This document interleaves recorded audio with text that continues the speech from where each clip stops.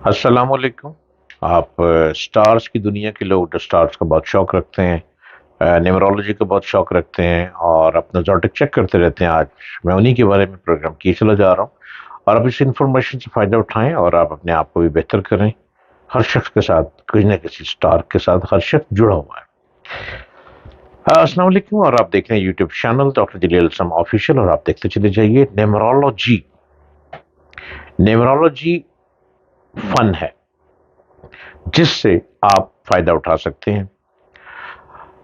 अपने आप को बेहतरी की तरफ ला सकते हैं। अपने नामों को बेहतर नाम रखा करें। अपने जो बच्चे पैदा होते हैं उनके नाम बेहतर रखा करें।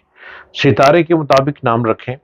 जो स्टार्स कहता है उसके मुताबिक नाम रखें। आप स्टार से हट के अपने बच्चों के नाम मत रखें।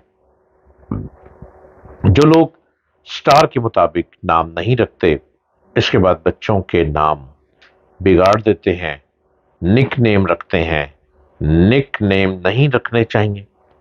निक नेम रखने वाले बच्चों की जिंदगी में रुकावटें ही रुकावटें हैं।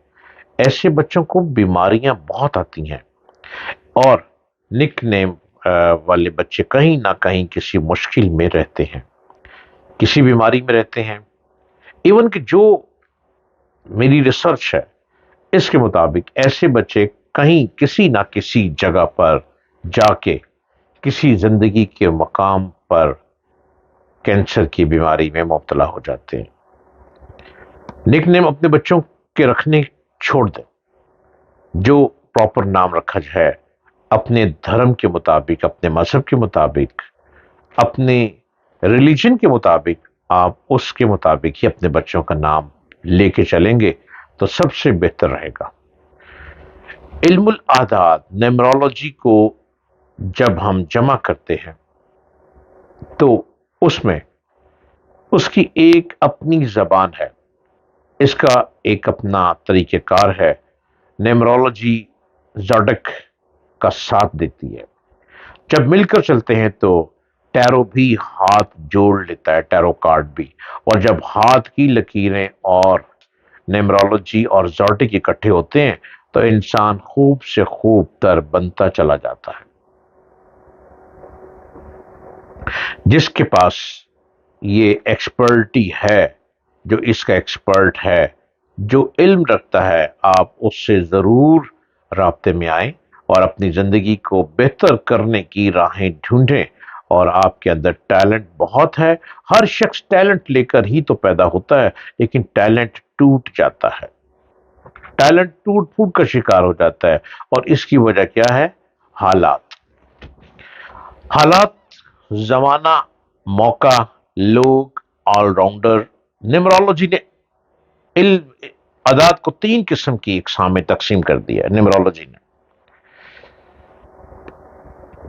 उनमें से मखसूस आदात से ताल्लुक रखने वाले शख्स की शख्सियत के अच्छे और बुरे हालात का जायजा लेकर उनकी मुकम्मल जांच पड़ताल की जाती है और उस शख्स को दुरुस्त तरीन सिमत में रहबरी और रहनुमाई का फरीजा अंजाम दे दिया जाता है, जिसकी रोशनी में ऐसा शख्स अपनी तमाम राय और सिमत अपनी राहें सिमत दुरुस्त करके असल मंजिल का तयन करते हैं।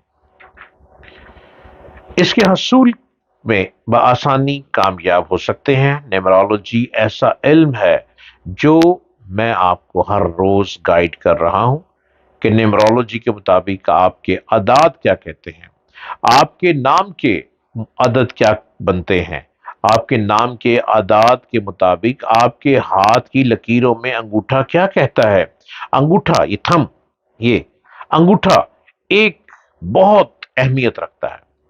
हाथ की लकीरों में अंगूठे की बहुत अहमियत है और अंगूठे के ऊपर अगर आप सिवाज स्टोन का कोई स्टोन सजा दें तो अरे भाई, अंगूठा खुद यूं लगेगा जैसे एक सुपर नेशनल ह्यूमन आपके साथ काम किए चला जा रहा है। केमिस्ट्री की जबान में, हाथ की लकीरों की जबान में अंगूठा हर लिहाज से अहम होता है। जिस तरह आपने पढ़ा होगा कि उंगलियों और हाथों की साख्त के लिहाज से कई اقسام ہیں، بالکل اسی طرح انگوٹھوں کی بھی ساخت کی اقسام ہے، اس کی کائنڈز ہیں، اس کی کئی کائنڈز ہیں۔ ہاتھ کی طرح اس کی بھی بنیادی طور پر 6 قسمیں ہیں۔ انگوٹھے کی باقی تمام قسمیں ان 6 میں سے کسی 2 یا زیادہ قسموں کے ملاپ سے وجود میں آتی ہے۔ اب میں آپ کو پہلے انگوٹھے کی قسمیں بتاؤں، پھر میں آپ کو آگے لے کے چلتا ہوں۔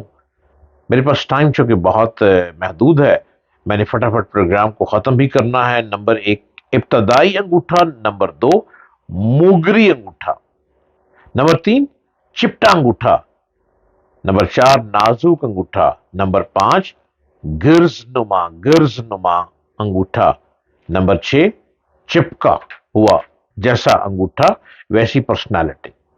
یس آف کورس، جیسے انگوٹھے کی پاور ویسے ہی ترقی، جیسا انگوٹھا موو کرے گا ویسے بلندی کو چھو جائیں گے، جیسا انگوٹھا ڈاؤن ہو جائے گا بیماریاں پلے پڑ جائیں گی۔ اور اب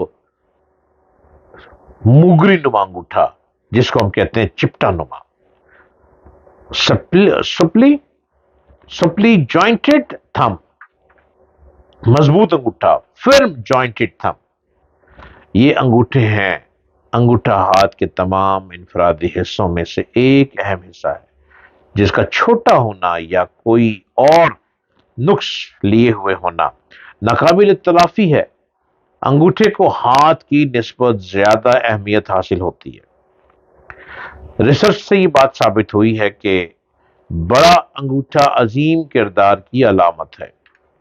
اگر ہاتھ کے باقی حصوں یا لکیروں سے مسائل کی نشاندہی ہو رہی ہو تو بڑے انگوٹھے والا شخص ان مسائل پر قابو پانے کی صلاحیت رکھتا ہے، جبکہ اچھی لکیروں کو ایک کمزور اور چھوٹا انگوٹھا بے مقصد کر سکتا ہے۔ آپ سنتے چلے جائیں میری گفتگو اور اپنی زندگی کو بہتر کرتے چلے جائیں۔